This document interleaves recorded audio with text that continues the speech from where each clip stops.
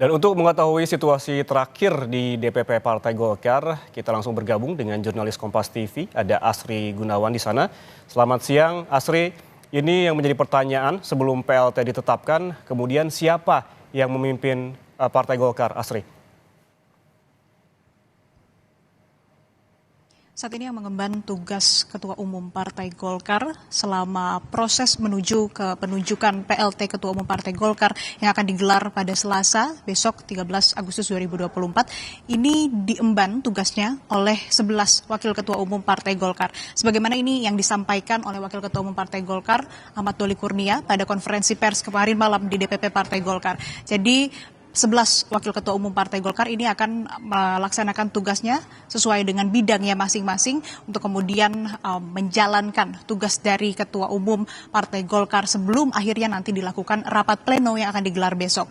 Nah, secara de facto saat ini memang tugas Ketua Umum sudah diemban oleh Wakil Ketua Umum Partai Golkar. Namun secara de jure nantinya status atau pengunduran diri Airlangga ini akan dibahas atau ditentukan dalam rapat pleno yang akan digelar besok. Artinya juga dalam rapat pleno besok tidak hanya akan membicarakan atau mencari siapa sosok pengganti yang akan kemudian menduduki posisi sebagai PLT Ketua Umum Partai Golkar, tapi juga akan membahas legitimasi dari pengunduran diri Airlangga Hartarto. Kita ketahui bersama, Yan dan Saudara, bahwa pengunduran diri Airlangga Hartarto ini dilakukan atau dikeluarkan olehnya pada hari Sabtu 10 Agustus kemarin dengan alasan ini untuk menjaga stabilitas di internal Partai Golkar. Dan juga ada beberapa selentingan-selentingan kemudian yang memang menyampaikan atau muncul di publik ini bahwa memang Airlangga Hartarto ini lebih ingin berfokus kepada pemerintahan. Kemudian kita membahas terkait dengan siapa sosok yang akan menggantikan Airlangga Hartarto, termasuk siapa PLT-nya dan juga siapa nanti Ketua Umum definitif yang akan ditentukan dalam Munaslup. Kalau dari PLT ada sejumlah nama yang muncul kemudian ini untuk menjadi PLT Ketua Umum Partai Golkar. Berdasarkan ADART, Ketua Umum ini bisa digantikan oleh Wakil Ketua Umum. Ada 3 nama yang memang terus ini santer disebut bisa menjadi PLT Ketua Umum Partai Golkar. 2 diantaranya ini adalah Agus Gumiwang, Menteri Perindustrian, dan juga Bambang Susatyo dan Menteri Investasi Bahlil Lahadalia. 3 nama ini santer disebut akan menduduki atau mengemban tugasnya sebagai PLT Ketua Umum Partai Golkar untuk nanti tugasnya juga menentukan Ketua Umum definitif Partai Golkar dalam Munaslup. Di Munaslup nanti barulah ditentukan siapa Ketua Umum Partai Golkar yang menggantikan Airlangga Hartarto.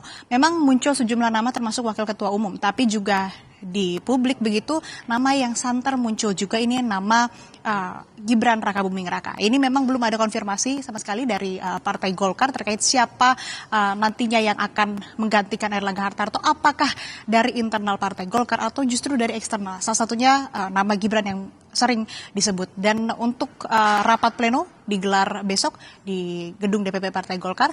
Setelah itu barulah Munaslup digelar yang rencananya di akhir tahun di bulan Desember, tapi juga tidak menutup kemungkinan Munaslup dilakukan lebih awal untuk kemudian bisa menentukan Ketua Umum definitif Partai Golkar. Yan.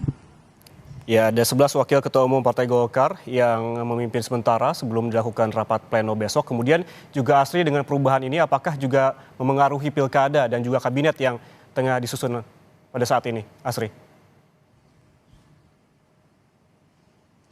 Kalau yang disampaikan oleh elit Partai Golkar kemarin dalam konferensi pers, mundurnya Airlangga Hartarto dari posisi atau kursi Ketua Umum ini tidak memengaruhi sama sekali terhadap calon-calon kepala daerah yang sudah diusung oleh Partai Golkar. Tapi kembali kalau kita melihat dinamika politik, pasti masih tentu cair begitu.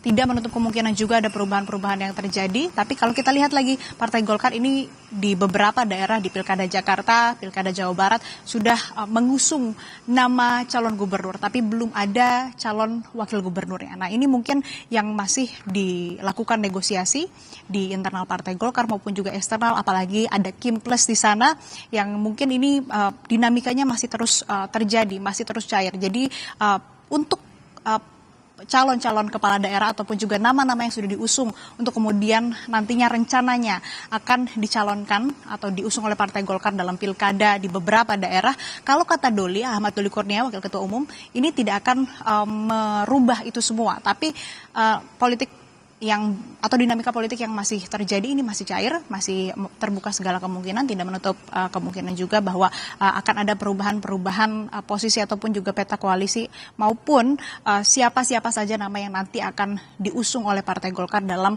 pilkada di sejumlah daerah. Yang jelas memang untuk dampak ataupun juga pengunduran diri Airlangga Hartarto ini menyebabkan berbagai dampak begitu, baik juga untuk di internal Partai Golkar tapi juga di koalisi Indonesia Maju dan juga Kimplas yang memang saat ini kalau kita lihat rentang waktunya Yan dan saudara sudah semakin dekat dengan pendaftaran calon pilkada di tanggal 27 Agustus mendatang. Yang ini juga menjadi perhatian bagi banyak pihak termasuk internal Partai Golkar dan juga eksternal khususnya para partai politik yang tergabung dalam koalisi Indonesia Maju. Yan. Ya, Golkar menyebut mundurnya Airlangga Hartarto tidak mengubah terkait pilkada, namun dinamika ini cair. Kita tunggu seperti apa juga besok keputusan dari rapat pleno yang dilakukan oleh Golkar. Terima kasih jurnalis Kompas TV Asri Gunawan melaporkan langsung dari kantor DPP Partai Golkar di Selipi, Jakarta Barat.